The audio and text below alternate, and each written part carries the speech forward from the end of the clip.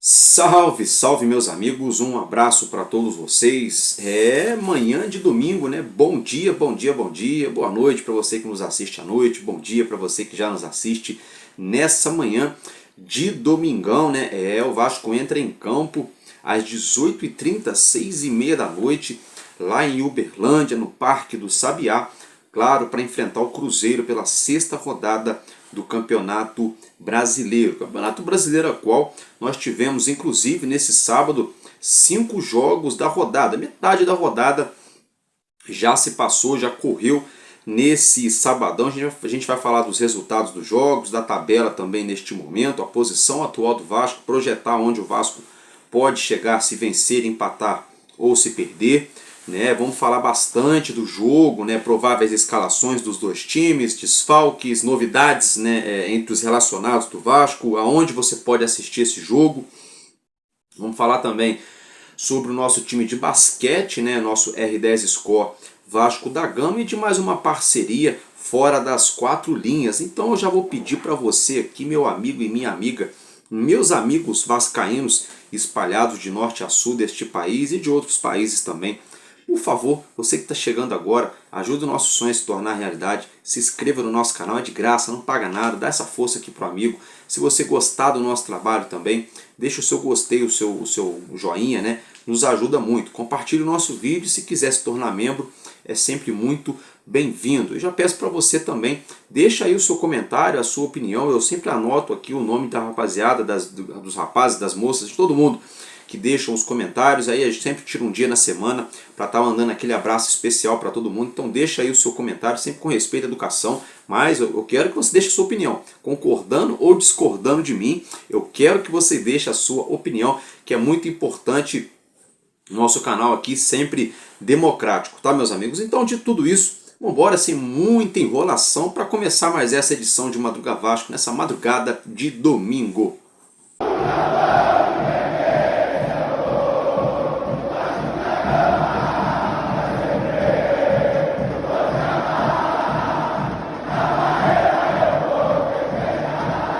Bom dia, bom dia, bom dia para todos nós, que Deus nos abençoe, ótimo domingo. Meus amigos, olha só, logo de cara então, antes da gente falar de futebol, eu quero falar com vocês do nosso time de basquete, porque o nosso R10 Score Vasco da Gama entrou em quadra esse sábado, conhecido também como ontem, no nosso ginásio de São Januário, pelo segundo jogo da série de 5 jogos das oitavas de finais dos playoffs da temporada 24-25 do Novo Basquete Brasil. Primeira partida deu Vasco, deu Bacalhau jogando fora de casa, lá na Arena Farmaconde, na casa do São José. O Vasco conseguiu a sua primeira vitória nessa série de 5 jogos, e já conseguimos a nossa segunda vitória, porque deu Vascão, deu Bacalhau com o apoio da torcida aqui no Rio de Janeiro, 89-83, placar apertadinho, mas a torcida apoiou, cantou e empurrou o time até o final, e o Vasco então já ia empilhando sua segunda vitória nessa série. Nós teremos o terceiro jogo, se o Vasco vencer o São José novamente, pronto, o Vasco já avança para as quartas de finais. Se o São José vencer a próxima partida, vai forçar um quarto jogo nessa série que pode chegar a 5 jogos. Então fica o registro, o Marquinho atingindo marca histórica, todos os jogadores muito felizes e a torcida também bastante empenhada em apoiar o nosso Vasco. Então tomara que o Vasco consiga aí empilhar mais uma vitória em cima do São José, já para a gente passar de fase, e a gente poder focar nas quartas de finais da temporada 24-25 do nosso Novo Basquete Brasil, do nosso R10 Score Vasco da Gama. Quero falar agora com vocês, meus amigos, de parceria, tá? Fora de campo, que a gente sabe que o Vasco lançou seu uniforme número 2 nessa última sexta-feira. O Vasco também acertou uma parceria com moda de roupa casual, streetwear, que é a AppProv, ou a Prov, não sei pronunciar bem da forma correta, peço até perdão a vocês. de uma marca de roupas, né?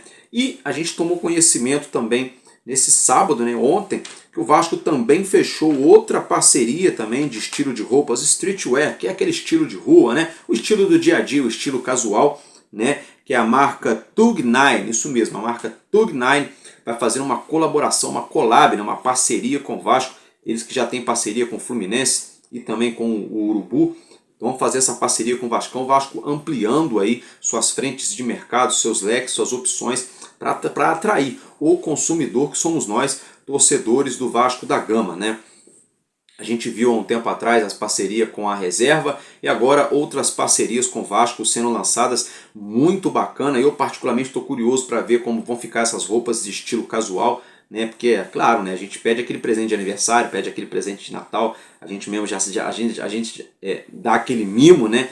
Compra aquele agrado, então estou curioso para ver como é que vai ficar. As da Reserva eu gostei, mas eu achei muito fora da curva o valor. A camisa da Reserva ali simples, né? Pô, um valor astronômico, preço de camisa de jogo oficial. Não é incomprável, dá para comprar tranquilo, mas você põe na balança, né? Eu achei um pouco meio fora da curva, mas eu acho que com essas duas parcerias agora vai ser algo mais acessível para o público geral, de um modo geral, tá, gente? Então, dito isso, vamos falar agora do que mais nos interessa. Perdão, o tempo está seco, aquela tossezinha chata. Mas voltando ao assunto que mais nos interessa, que é o jogo entre Cruzeiro e Vasco da Gama. Como eu já falei, todos já sabem, jogam hoje, desse domingão, às 18h30, 6h30 da noite, lá na cidade de Uberlândia, no estádio Parque do Sabiá, onde o Vasco jogou ano passado e perdeu para o Nova Iguaçu.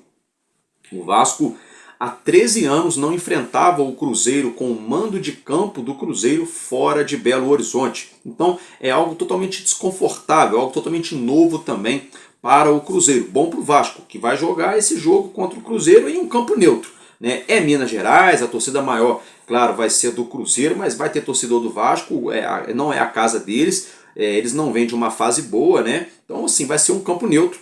Dá para disputar, dá para competir, né? E tentar aí pontuar nesse confronto diante a Raposa Mineira. Agora, meus amigos, se tratando dessa partida, antes de eu falar da partida em si, o Pedrinho falou ali no embarque, né, do elenco, na tarde desse sábado, ali no aeroporto e coisa e tal, falou do embarque, falou durante o embarque dos nossos jogadores. Ele concedeu algumas entrevistas ali para o podcast Cruz Maltino, para o BTB Esportes, para outros canais também. Foi abordado vários assuntos, foram abordadas várias pautas, como por exemplo o mercado da bola, como por exemplo a polêmica envolvendo o Lloyd Augusto, que o Euriquinho jogou aí para a galera, né?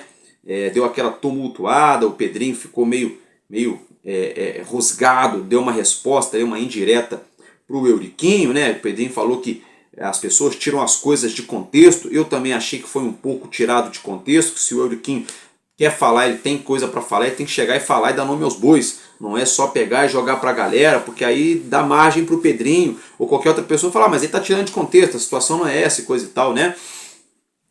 Até aí, normal, ok, é um pronunciamento que a gente já esperava mesmo do presidente. Aí falou lá a lacraçãozinha lá, porque a logística agora para esses próximos jogos, que o Vasco vai jogar 6 jogos fora do Rio, que não sei o quê. Eu fico vendo isso aí, né? Porque parece que só o Vasco vai jogar fora do Rio, fora de casa, vários jogos, né? Parece que é só o Vasco, parece que a tabela tá castigando só o Vasco, né? Fico só vendo essas coisas aí. Mas aí, de tudo isso, o Pedrinho falou também sobre o mercado da bola. Então olha só, quero que você acompanhe o que ele falou sobre a próxima janela do Vasco e o mercado da bola, como o Vasco vem se posicionando. Então acompanhe isso aí para a gente voltar e reagir à fala do nosso presidente. Com relação aos ajustes de transferência, a gente sempre vai fazer tudo com a responsabilidade financeira. O desejo por grandes jogadores, isso é óbvio, é necessário e é a expectativa do torcedor. Eu sei que tem um anseio muito grande, né, ainda mais com os rivais em competições internacionais importantes, como é o Mundial, e títulos recentes, isso aumenta a expectativa. Mas, como eu falei já muitas vezes, e eu sei que isso irrita o torcedor em alguns momentos, e sempre falo também que eu não vou pedir paciência para o torcedor, mas é um processo que a gente tem que passar de reestruturação, e isso pela primeira vez está sendo feito E é óbvio que a gente, dentro das nossas condições financeiras, com muita responsabilidade, a gente tenta ser o mais assertivo possível. Nenhuma contratação é feita, como muitas pessoas falam, de uma forma despretensiosa, sem qualquer conhecimento, sem qualquer informação. Não. Ela é muito cautelosa, com muitos estudos, com muita avaliação. Daí, dar certo ou não, é uma outra questão. Tem jogadores que conseguem chegar rapidamente e se adaptar, caso do Nuno, outros demoram um pouquinho mais. Mas todas as informações, os dados, as avaliações, elas são criteriosas. Como já passaram diversos jogadores contratados e outras gestões, não só do nosso clube, por outros clubes também que deram certo, outras não. As necessidades, a gente percebe, os ajustes que a gente precisa fazer dentro do elenco.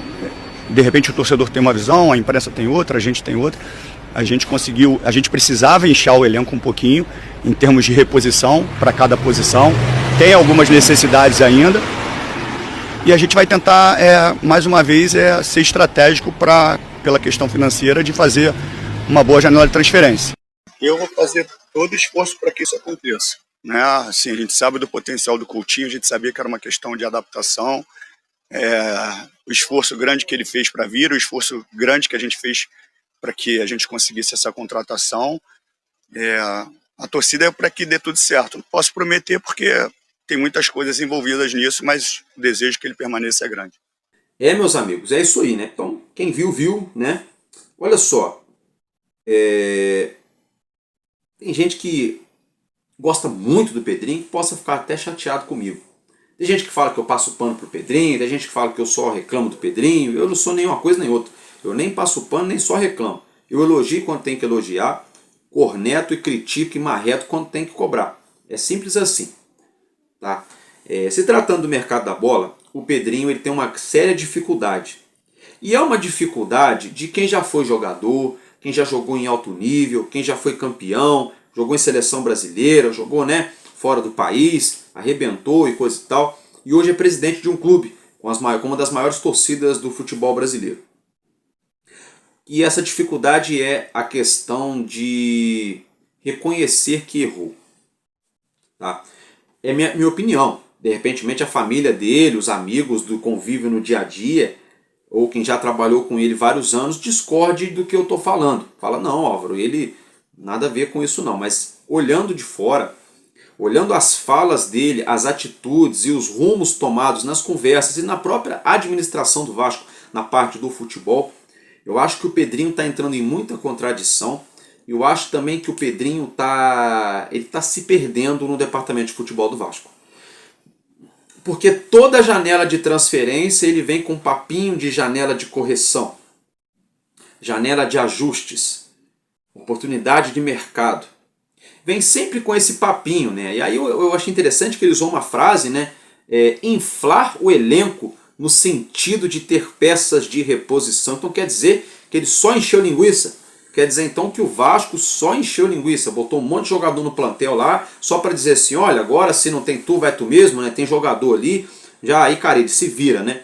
Foi isso que eu entendi.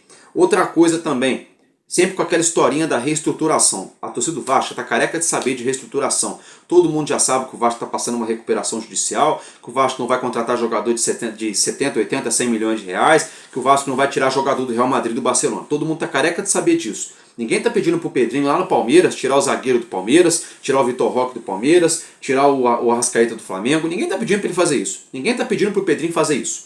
O que a gente está pedindo para o Pedrinho fazer é parar de contratar mal. É parar de trazer gente que nem o senhor Jean Davi, que nem o Maxime Domingues, que nem o Emerson Rodrigues, que nem o Lucas Oliveira.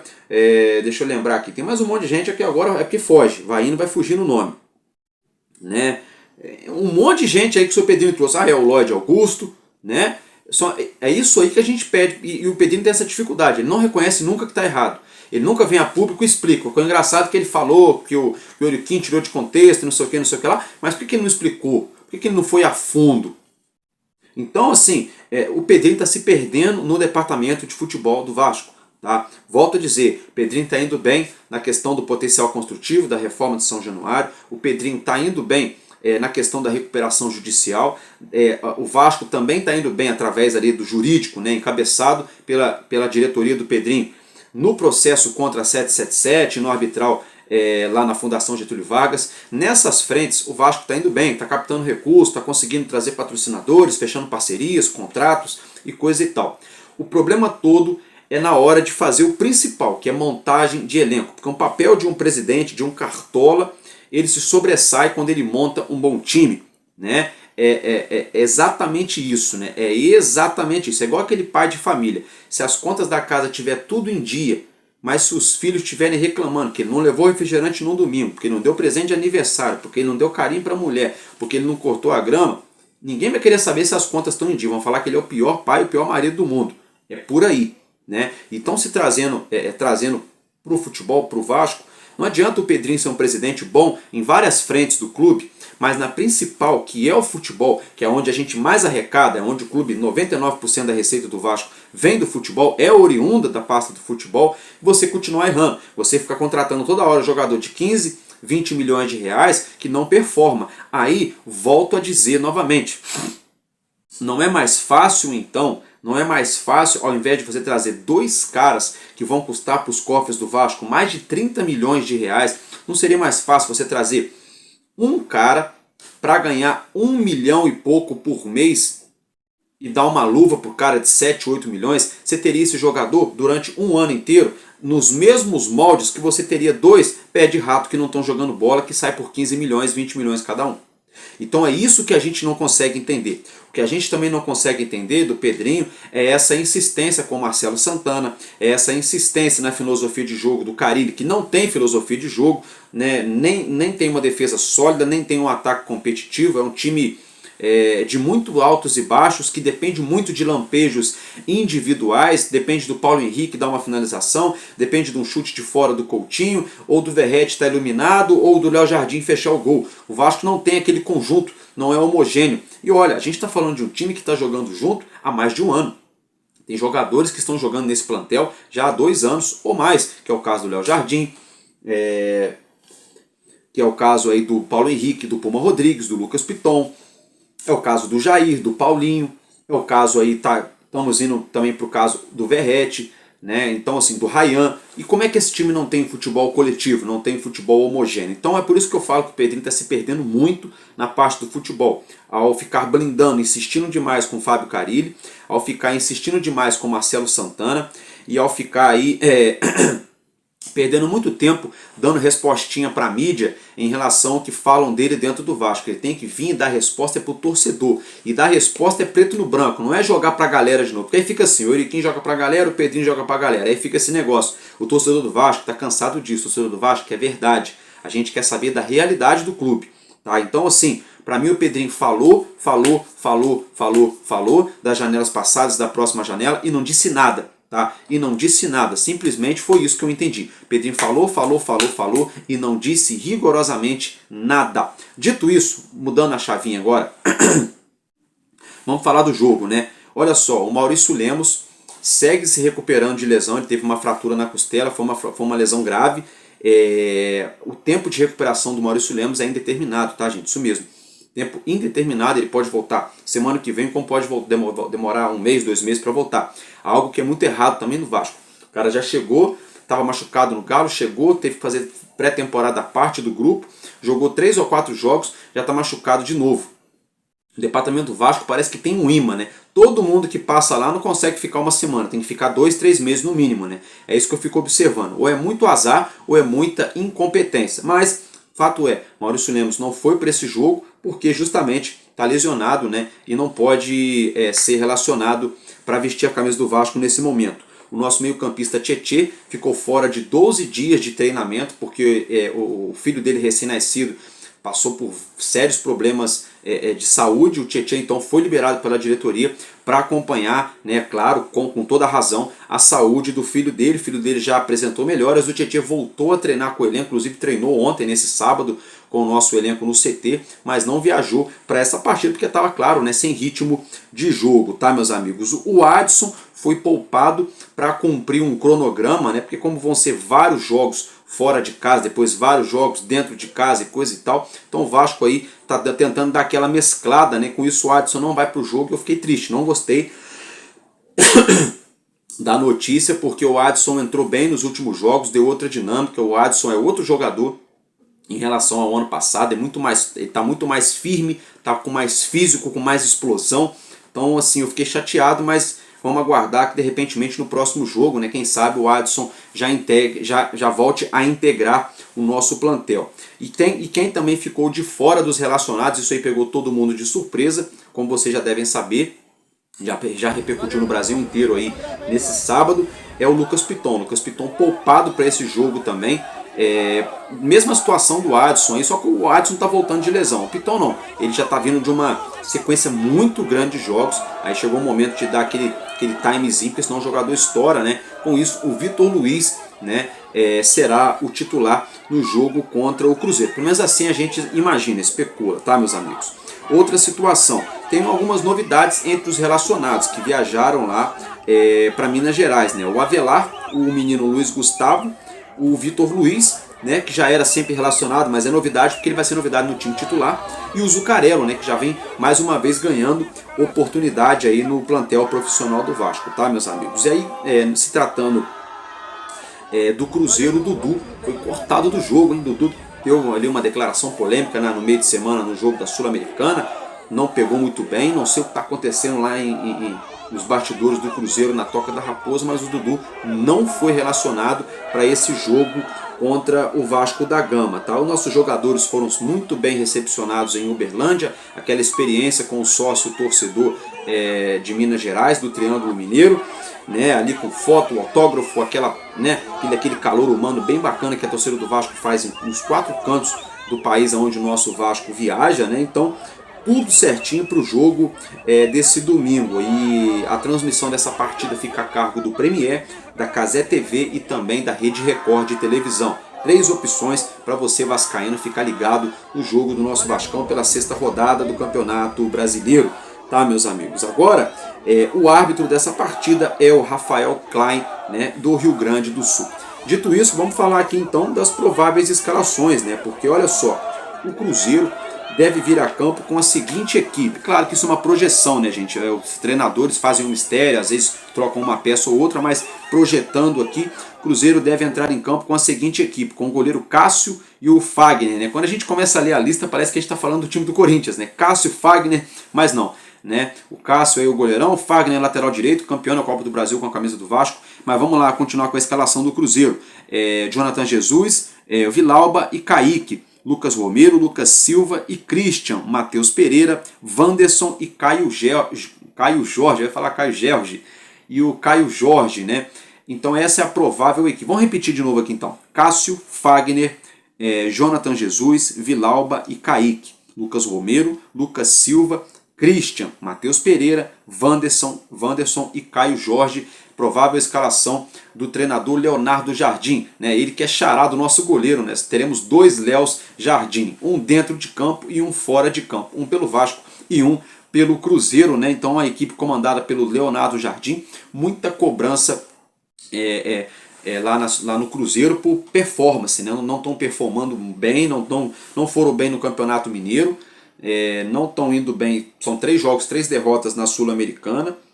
Estão ali igual o Vasco no Campeonato Brasileiro, mas a pressão é muito grande, porque o investimento foi enorme, né? E o resultado não está vindo dentro de campo. Tomara que continue sem vir, pelo menos até essa noite de domingo.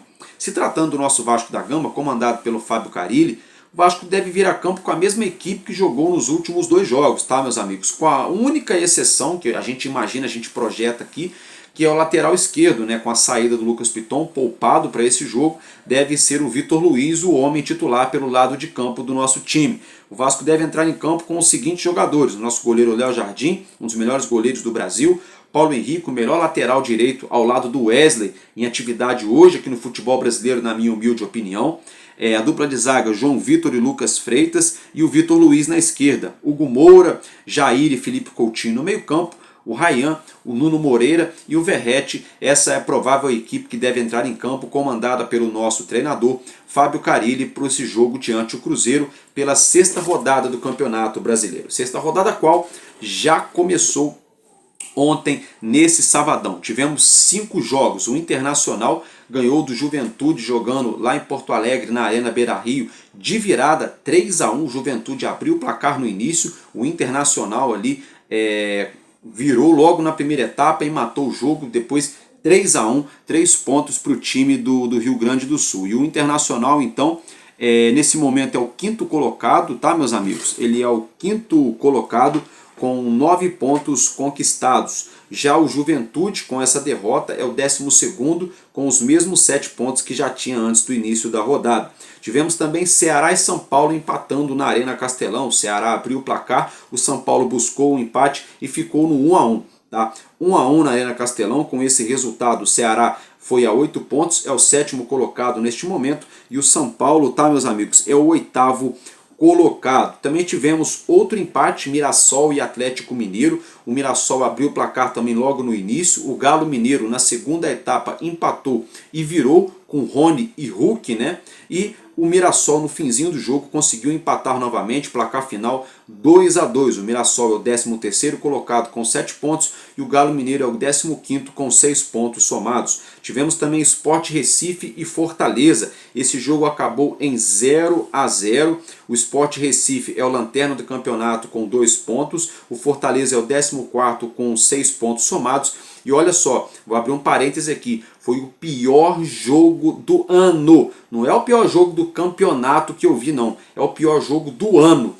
Eu parei para ver em 2025 na frente de uma televisão. Foi o pior jogo que eu parei para assistir em 2025. Um jogo horroroso, Sport Recife e Fortaleza. E mais horroroso ainda foi o VAR. O VAR foi um lixo, uma vergonha, uma vagabundagem, tá? Aquele monte de marmanjo enfiado dentro da cabine para fazer merda. Fizeram lambança, desculpa de eu falar desse jeito, mas fizeram uma lambança enorme nesse jogo entre Sport e Fortaleza, porque o Iago Pikachu, acho que foi ele mesmo, finalizou, a bola pegou no travessão e bateu dentro do gol. A câmera do Premier mostrou, a própria câmera do VAR mostrou, né? E aí o VAR não teve uma imagem conclusiva, ficou naquele mimimi, o árbitro garfou, roubou literalmente o time do Fortaleza. Isso foi uma vergonha para o futebol brasileiro. Ficou quase 6 minutos o jogo paralisado para analisar o lance, onde a própria imagem da emissora do Premier era muito clara. Era muito clara. Pô, a linha do gol, ela tá na reta da trave, não é isso, meus amigos? A trave está aqui, a bola bateu aqui, gente. É muito óbvio. Isso na câmera lateral, a gente olhando na câmera lateral, olhando na câmera, aquela goal cam, a câmera que fica dentro do gol, meu Deus, perfeitamente foi gol do Fortaleza, sabe? Ridículo, a atitude do árbitro de campo e mais nojenta, né? A atitude ridícula também daquele monte de marmanjo socado dentro da cabine do VAR. Um jogo horrível tecnicamente e horrível também se tratando da arbitragem. Então 0-0 Sport e Fortaleza. E o Botafogo, né, venceu o Fluminense por 2-0 no Newton Santos, no Engenhão. O Botafogo já chega na 6ª colocação, somando 8 pontos. Fluminense estacionado na 4ª posição com seus 10 pontos conquistados. Aí, meus amigos, nós tivemos aí nessa rodada, tivemos 3 empates, né? Ceará e São Paulo, Mirassol e Galo, Sport e Fortaleza. A rodada, de certa forma, está ajudando o Vasco. De certa forma, está dando aquela ajudinha para o Vasco. Muita gente que estava abaixo do Vasco empatou ou perdeu. Aí, meus amigos, olha só. Teremos, então, nesse domingo, 5 jogos. Flamengo e Corinthians, né, o clássico nacional aí da rodada. Vitória da Bahia, que recebe o Grêmio lá na Arena Barradão. Lá no Barradão, né, em Salvador. O Palmeiras recebe o Bahia, um confronto interessante de se assistir, hein? Um confronto bem interessante, Palmeiras e Bahia. Teremos também Cruzeiro e Vasco da Gama. E fechando a rodada, Santos e Red Bull Bragantino, que fazem aí o jogo, né, de campeonato paulista no campeonato brasileiro, né, meus amigos? Então é isso. Fechando a rodada nesse domingo, Flamengo, Corinthians, Vitória e Grêmio, Palmeiras e Bahia, Cruzeiro e Vasco, Santos e Red Bull Bragantino. Se o Vasco da Gama vencer, o Vasco que é o 11º colocado com 7 pontos, se o Vasco vencer o Cruzeiro, o Vasco vai a 10 pontos, igualando, por exemplo, o Fluminense. O Vasco pega o elevador ali, é claro que depende dos outros resultados também. Se o Vasco empatar, não é de todo ruim, vai a 8 pontos, ganha uma posição ou outra na tabela e volta, né, na bagagem aí, com um pontinho jogando fora de casa. Se perder, a gente fica estacionado nos 7 pontos, que não é bom, que algumas equipes da parte de baixo ali meio que já começaram a pontuar, tá, gente? Então, basicamente é essa a projeção. Meu palpite para esse jogo é 2-1 Vasco, tá? Meu palpite para esse jogo é 2-1 Vascão, tá, meus amigos? E a gente se vê aí nesse domingo depois do jogo. O jogo acaba 8h30 da noite, eu devo brotar aqui em torno de umas 10, que aí tem um tempo de eu pegar aqui, eu já vou assistindo o jogo, já vou fazendo as minhas anotações da partida, tem um tempo de eu preparar o conteúdo aqui para vocês, já pegar a tabela também mastigadinha para trazer para vocês. Então a gente se vê nessa noite de domingo em torno de umas 10, 10h30 da noite, depois do jogo do Vasco, o jogo que acaba às 8h30, tá? Para a gente esmiuçar tudo sobre o jogo do Vasco e toda a rodada também desse campeonato brasileiro. Estou ficando por aqui, um abraço para todos vocês e que Deus abençoe as nossas vidas e bom domingo. E porque enquanto houver um coração infantil, nosso Vasco da Gama será imortal. Vascaíno desde sempre, valeu e valeu Vasco!